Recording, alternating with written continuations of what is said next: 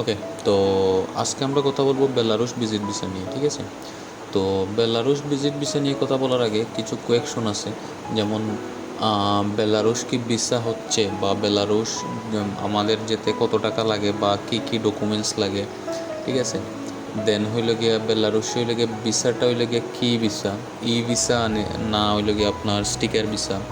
দেন হইলে গিয়ে বেলারুশ গেলে কি আমরা গেম নিতে পারবো, ঠিক আছে? বা বেলারুশ থেকে গেলে বা অন্য কোনো দেশে কি আমরা যেতে পারবো, অথবা হইলে কি আমরা বেলারুশে গেলে কি আমরা বেলারুশে কাজ করতে পারবো। তো টোটাল A to Z বিষয় নিয়ে আজকে কথা বলবো, ঠিক আছে? তো বেলারুশ সর্বপ্রথম হইল গিয়ে একটা নন সেনজেন কান্ট্রি, ঠিক আছে? ওইটা আগে সোভিয়েত ইউনিয়নের সাথে ছিল, আপনার রাশিয়ার সাথে ছিল। এখন হইল গিয়ে ওইটা ইউরোপের সাথে আছে, ইউরোপ, ঠিক আছে, ইউরো এশিয়া।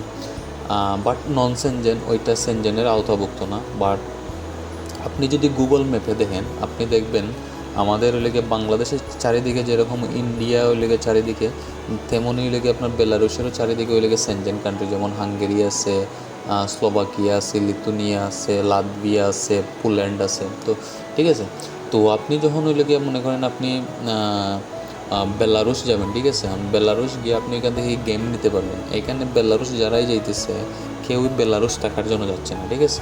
সবাই হইলে গিয়ে আপনার ওইখান থেকে গেম নেবে। আপনার হয় পোল্যান্ড নোক, অথবা হইলে গিয়ে লাতভিয়া নোক, অথবা লিথুনিয়া নোক, বা হাঙ্গেরি নোক, মানে যে দেশে হইলে গিয়ে পারবে ওই দেশে হইলে গিয়ে গেম নিয়ে এখান থেকে আপনার বের হবে, বেলারুশ থেকে বের হবে।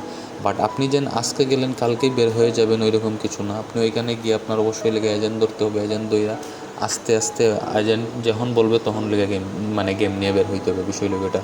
বাট বের হইতে পারবেন, বাট একটু টাফ। যেমন সার্বিয়া আলবেনিয়া যেরকম ওই লেগে এখন মানে ইজিলি হইতেছে, ঠিক আছে?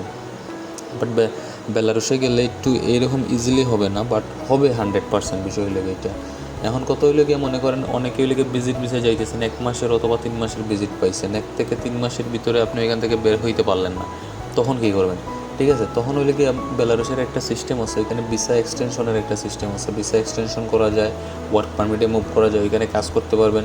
মনে করেন এভারেজ 300-400 ইউরো হইলে এখান থেকে ইনকাম, এভারেজ হইলে 30-40 হাজার টাকা বাংলাদেশি টাকায় হইলে গিয়ে আপনি এখান থেকে ইনকাম করতে পারবেন, ঠিক আছে?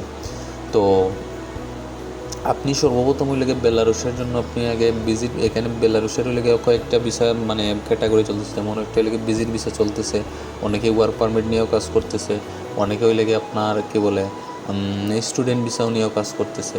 আপনি যে কোনো ভিসায় আপনি যেতে পারবেন, গিয়ে ওইখান থেকে হইলে গিয়ে আপনি মুভও করতে পারবেন। বাট মুভ করাটা একটু টাফ হবে, বাট আস্তে আস্তে করতে পারবেন 100%, বাট একটু সময় লাগতে পারে, এটা হইলে গিয়ে বিষয়।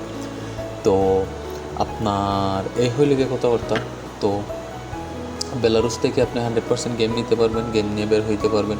অবশ্যই যখন ওকে বেলারুশ যাওয়ার আগে সর্বপ্রথম কাজ হইলে গিয়ে আপনার বাংলাদেশি যে কমিউনিটিগুলো আছে, যেমন ফেসবুকে আপনি চেক করেন অথবা ইউটিউবে চেক করেন, দেখবেন বাংলাদেশি যে কমিউনিটিগুলো আছে ওই কমিউনিটিগুলোর সাথে অবশ্যই আগে কন্ট্যাক্ট করবেন। বা আপনার যদি পরিচিত কেউ লেগে ইউরোপে থাকে বা বেলারুশে থাকে তাইলে তো ভালো, কারণ মনে করেন বেলারুশে যদি কেউ থাকে তাইলে আপনাকে সেভ করতে পারবো ওইখান থেকে, ঠিক আছে? ওইখান থেকে কীভাবে আপনি বের হইতে হবে সম্পূর্ণ ডিটেলস, বা উনি আপনাকে হেল্প করতে পারবেন। বা অথবা হইলে কি আপনার যদি মনে করেন সেনজেন কান্ট্রি, যেমন লাতভিয়া আছে, লিথুনিয়া আছে, পোল্যান্ড আছে, অনেকেই থাকে এই দেশগুলোতে, ওইখানে যদি কেউ থাকে ওইখান থেকে আপনারা ওই লেগে কী করতে পারবে, আপনারা রিসিভ করতে পারবে বা আপনারা গেম নিতে পারবেন।